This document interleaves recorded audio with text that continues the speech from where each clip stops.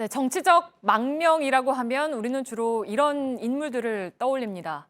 영국으로 망명한 칠레 독재자 피노차트, 인도로 망명한 티베트의 정신적 지주 달라이라마. 그런데 덴마크에 구금돼 있는 정유라 씨가 정치적 망명을 신청할 수 있다는 소식이 들려왔습니다. 과연 가능할까요? 오대영 기자 결론은 신청은 되지만 허가 가능성은 작답니다. 오대영 기자, 어제 로이터 통신 보도로 알려진 내용이죠? 네, 그런데 국내 언론들이 좀 잘못 보도하는 부분이 있습니다. 네. 정씨 변호인의 그 말 한마디 한마디를 정확하게 번역을 해보면 만약에 모든 법원에서 인도 결정을 내리면 그 다음은 정치적인 망명이다. 모든 법원 굉장히 중요합니다. 네. 잠시 뒤에 왜 중요한지 설명을 드리겠습니다.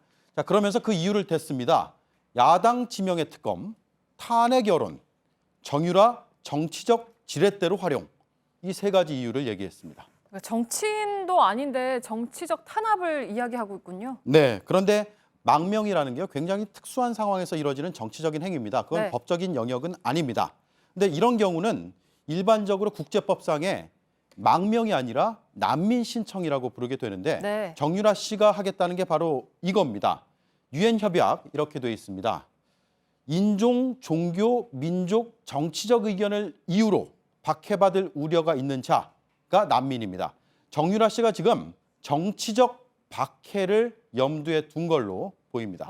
정치적 박해라는 게 사실 좀 애매한데 난민의 기준이 뭡니까? 난민은 이런 식으로 결정하거든요. 네. 일단 절차를 한번 볼까요?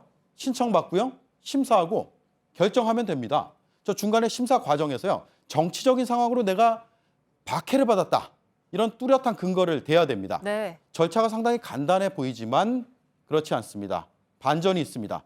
유럽에는 더블린 조약이라는 게 있는데요. 이게 뭐냐면 난민 신청을 어디에서 하든 상관없이 유럽연합의 그 회원국 안에 네. 어느 나라에 가장 먼저 들어왔느냐, 그 나라가 바로 저 심사의 책임을 지도록 한다는 겁니다. 근데 정유라 씨를 취재했던 이가혁 기자 얘기를 좀 들어보면 독일에 갔다가 차를 타고 덴마크로 넘어갔다고 하지 않았습니까? 그렇습니다. 그래서요, 이 절차가 바뀝니다.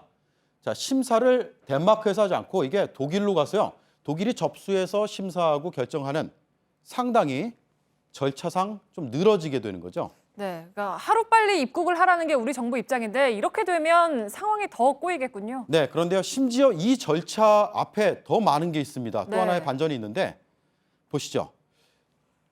자, 난민 심사 절차 송환 결정 이후에 그 이후에 끝나고 이걸 다 끝나고 하겠다는 겁니다. 그러니까 송환 결정 지금 시작도 안 했거든요. 네. 22일 날 덴마크 검찰이 한다 그러는데 네. 거기서 불복하면 1심, 1심 거쳐 2심, 2심 거쳐 3심, 3심에서 지면 국제인권재판소로 가서 지면 난민 신청을 하겠다.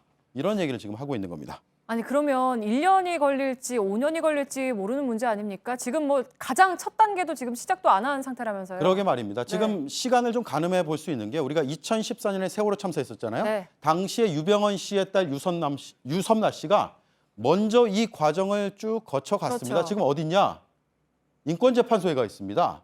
이 계산대로라면 물론 나라마다 좀 다르겠지만 대체로 보면은 정유라 씨도 3년 뒤에 인권재판소에 가겠다. 이 얘기를 지금 하고 있는 거거든요. 네. 따라서 지금 망명, 뭐 난민 신청 이런 얘기하는 거 절차상 아무런 의미가 없습니다. 네, 답답한데 그러니까 벌써부터 망명 얘기를 꺼낸 건 아예 한국에 안 들어오겠다는 선언 아니겠습니까? 그렇게 보이죠? 네. 그리고 만약 몇 년 지나서 진짜 난민 신청한다. 그렇게 되면 어떻게 되느냐?